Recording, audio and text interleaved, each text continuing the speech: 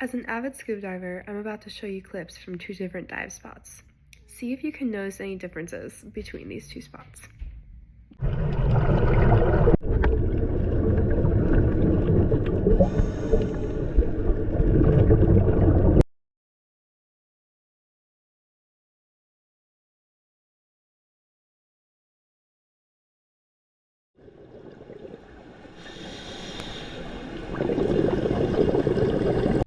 Okay, so generally the coral and fish are looking pretty healthy in one, right? So these are sites off of Port Douglas in the Great Barrier Reef, which is heavily regulated and protected.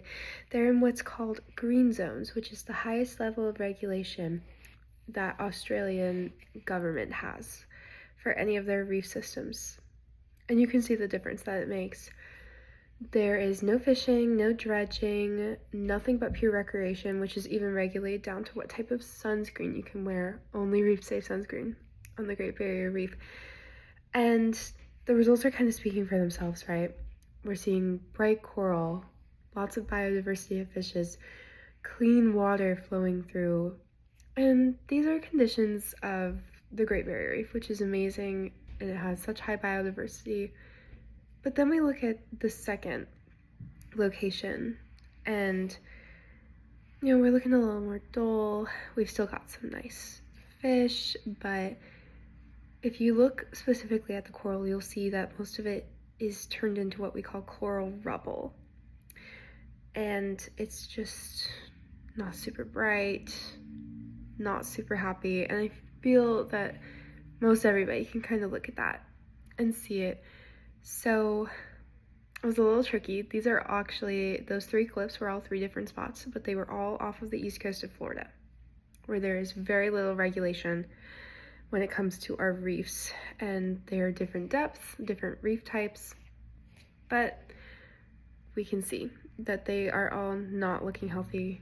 I mean, we still have some amazing fish. I love my Goliath grouper, his name is Jasper, and he stole this toe on our last dive, but we can see that it just doesn't, one of these things is not like the others, right?